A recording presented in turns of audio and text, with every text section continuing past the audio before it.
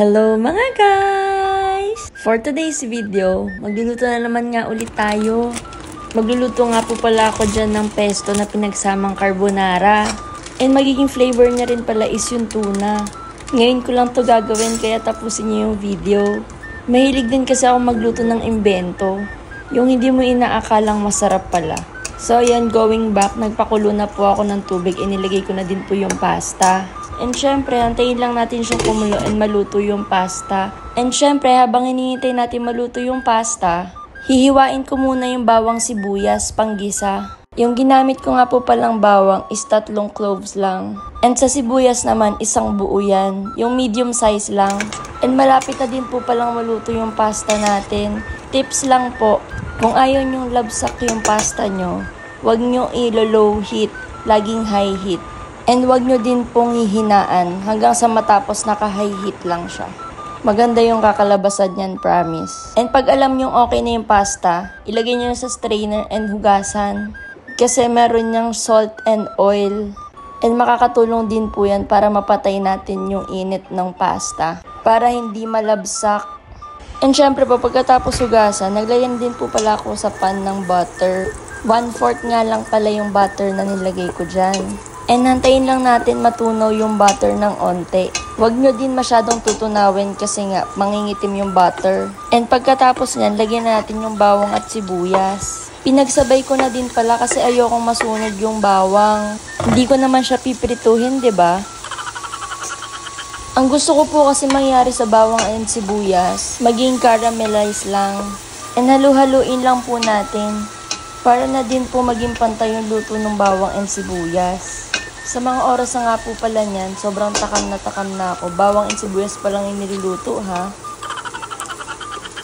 Ang bango kasi pag naluluto sila. And nakuha na nga po pala natin yung caramelize ng bawang and sibuyas. And saka natin lagay yung century tuna. Hay naku, nakakagutom. Habang ini-edit ko nga to, nagugutom na naman ako.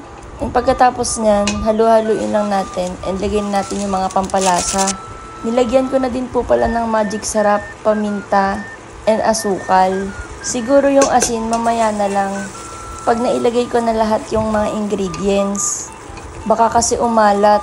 Alam nyo naman, mahirap i-adjust pag maalat. Kaya ako laging sa huli ko nilalagay yung asin or kung hindi naman kinakailangan lagyan. And naglagay na din po pala ako ng dried basil leaves. And pag naluto pala yung pesto, ganyan yung itsura. So, ito na nga po yung twist. Lalagyan po pala natin ng Nestle cream. So, sa mga oras pong yan, sobrang tumutulo na yung laway ko.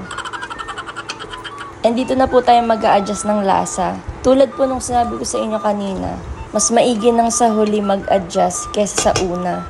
Pag napaalat, wala ka nang magagawa. Sayang lang yung luto mo. And nilagay ko na rin po pala yung pasta dyan. Dami ko kasi sinasabi. Mekos-mekos lang natin hanggang mag-mix together.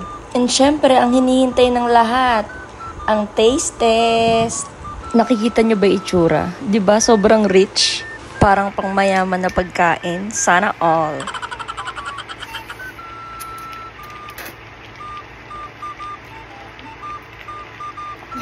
And syempre, pagpasado na yung lasa, plating na tayo, Mima. And syempre, sumama ka din naman sa akin sa paglalaway. Please do like, follow, and share. Yung pinaglaway ka na tas binigyan ka pa ng responsibilidad. And bumili din po pala kami ng garlic bread dyan. O siya, tara, kainan na! Shit, gawin nyo to. Sobrang legit. Sobrang sarap. Sobrang mura lang din ng ingredients niyan. Kesa umorder ka sa fast food, gawin mo na lang. Sobrang mapapamura ka pa. And sobrang mapapamura ka din sa sarap.